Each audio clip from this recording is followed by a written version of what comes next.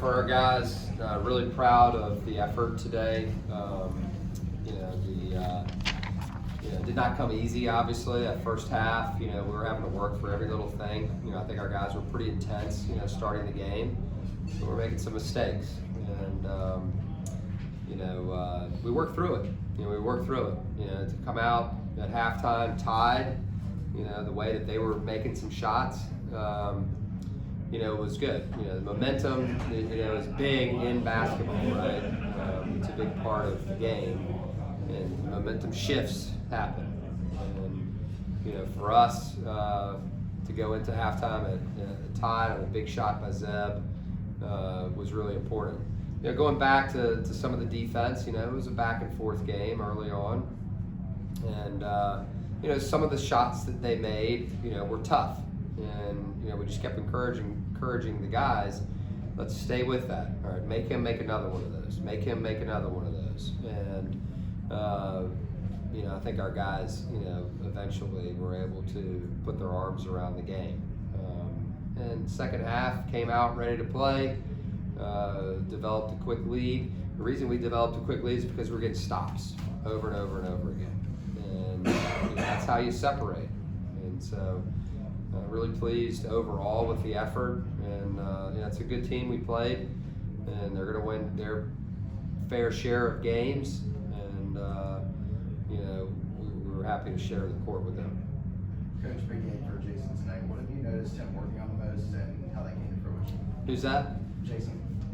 Ask the question again. Oh yeah, sure. Big game for Jason tonight, 19 Yeah. points. What have you noticed him working on the most, and how that came to fruition tonight? Yeah, Jason's been getting in the gym. I think that's the biggest thing. Shooting the basketball.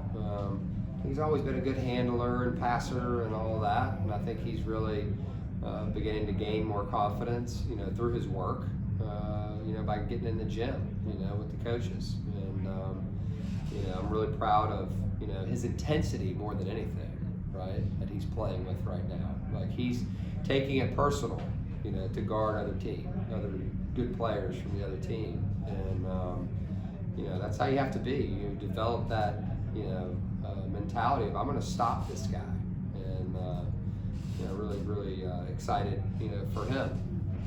He and Zeb were both big guarding Giles in that second half. How'd you guys slow him down? He had 15 in the first half and then just 5 afterward. Yeah, he made some hard shots early, right? And then he had some that were open. We were like, okay, well, we definitely can't let him do that, right?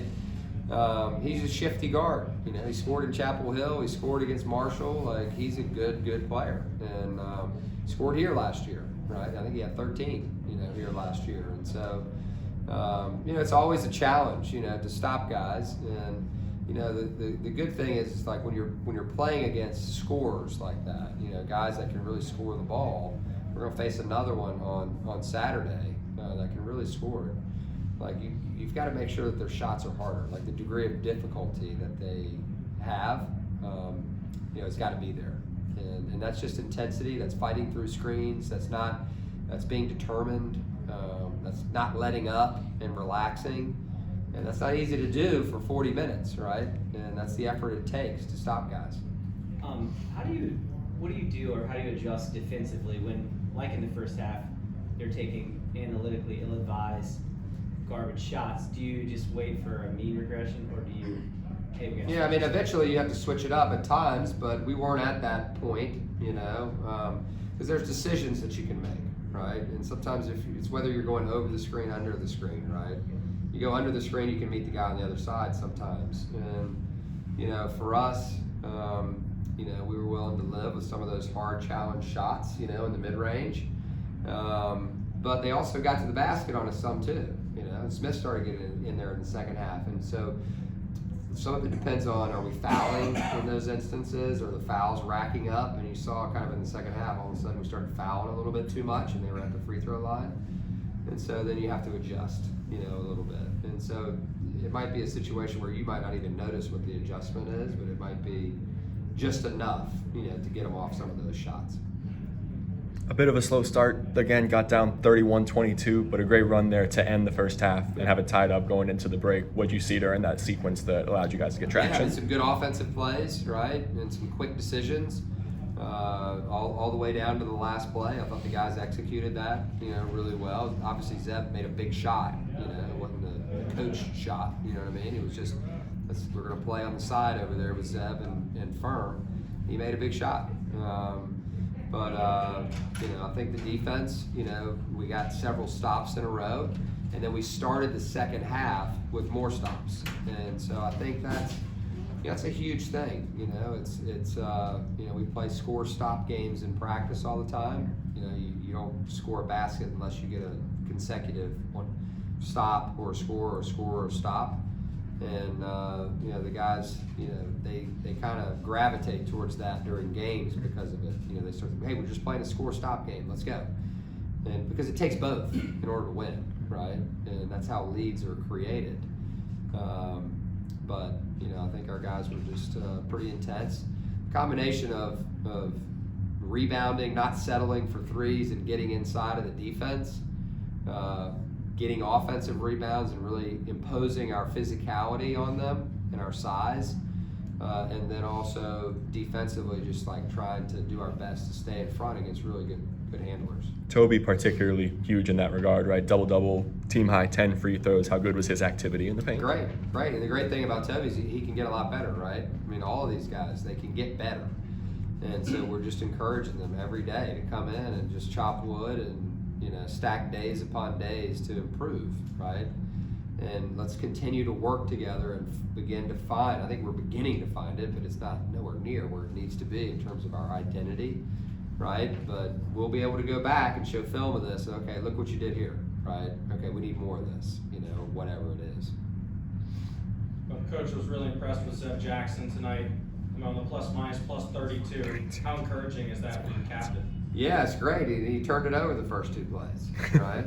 He talked about it. Yeah, I mean, like I'm yelling at him, taking him out of the game, and it's like you can't start a game that way. And he responded, because that's what champions do. You respond. He took responsibility, for what he was doing out there, and he just played.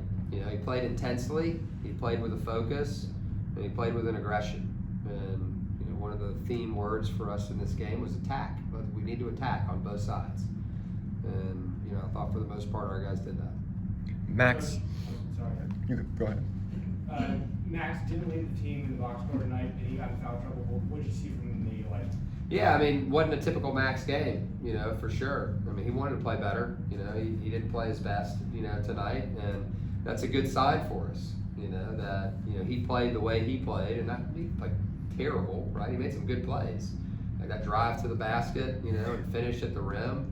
But he expects to play better than he did, and the fact that we were able to win the game and play well is a tribute to our depth and guys like Jay Nell and Michael Bell. I thought had a good game. You saw more from Quaddy in this game. Toby was excellent. Firm is he's gaining confidence, every minute that he plays, and so that's a real positive. 72% inside the arc in the second half. Yeah. How much of that was foul trouble on them playing a little different? How much was something different you guys did? Yeah, but we talked about it at halftime because the percentage of threes to twos, we had shot more like threes than twos, in the first half, and so we wanted to make sure that we attack the basket. We settled too many times for some early threes when we could have easily gotten inside the paint. And so that's always a focus of ours. We want to get in there, right? And the key is what type of decisions are we making once we do get in there. And I thought in the second half there were some better decisions, some stops, where all of a sudden, one in particular, Zeb stops and then passes it to Firm on a little drop off, and Firm makes a dynamite catch and pulls it across, and then it was right at the rim. So, I thought the stops were much better. Coach, I thought your size and athleticism in the second half defined the game for you. And I asked the guys what was said at halftime, and they basically said, play our game.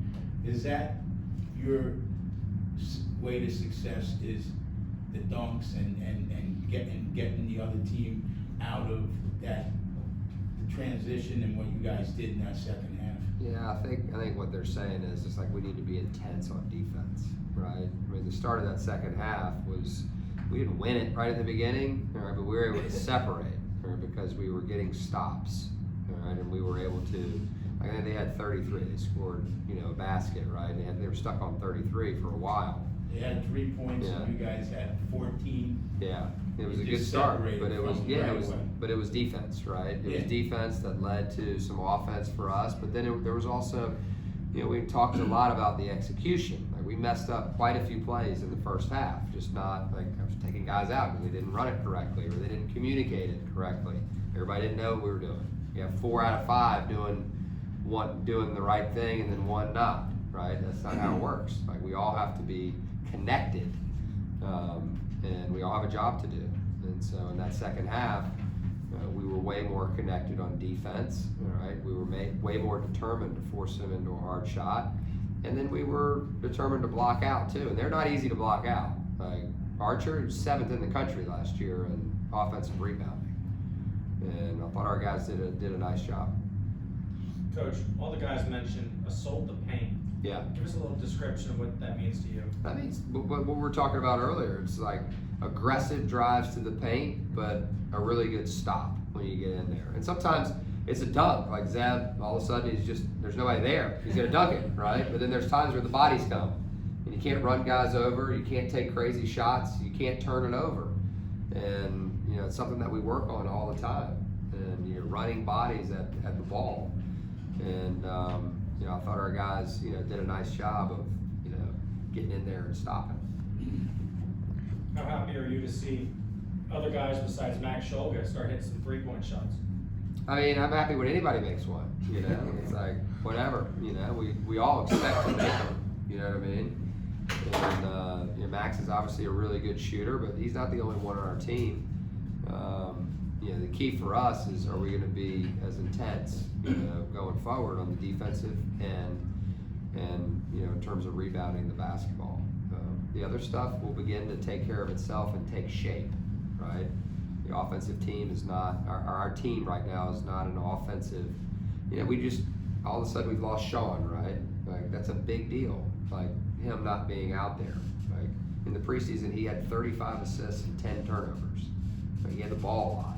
And so now there are others that have the ball.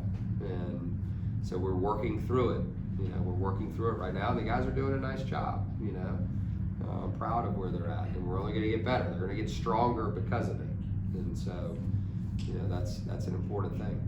Credit to Adam for this observation, but the A10 champs beat pretty much the same Radford team by 8 points last year. You guys just beat them by 23. What is it? Does it say anything about what this team's Nothing. capable of? You can't compare scores like that. It's nothing. It's 0, right? And like Utah State beat Seattle last year. Like that doesn't guarantee that we're gonna be. You know what I mean? It's like that's a good team we just played. I will tell you that. I watched them play against Carolina. They were in the game, like in the second half, in the game, like have a chance. Carolina, like Carolina does at home, they kind of in the last 8-9 minutes run away with it. That's just what they do. I've seen it a million times. And then the game against Marshall, they were basically wire to wire in that game. Marshall ended up tying it, but they were pretty much wire to wire. All right, so that's a well-coached team we just played. A team that will compete if they continue to improve, like all teams have to over the course of the year. They'll compete for their title, because they have those guards. The guards are good, man. They've got some inside presence there with Archer. Like they've got something. Best half of the year for you guys there, right? In that second half, how do you take this confidence into the Seattle game? Yeah, I think we have to go back to work, right? And we have to put this one to bed. We have to come back in tomorrow and really evaluate where did we fall short, where did we do well. That's what we do whether we win or lose. Right? So we're going to go back in there and be very critical of ourselves and see how we can, as a coaching staff, help the team more. But then also the players have to be critical of themselves too. What can they do, right? What's their role in this in terms of continuing along that path of growth? And we've got to get their bodies, all right, recovered, because there's some guys that play a lot of minutes. and Roos and Jay Wall will handle that side of it. And then there's some guys that didn't play as much that need a workout, a game day workout, to get them, feeling good about themselves, ready to attack, because their number will get called and they got to be ready. Thanks, guys.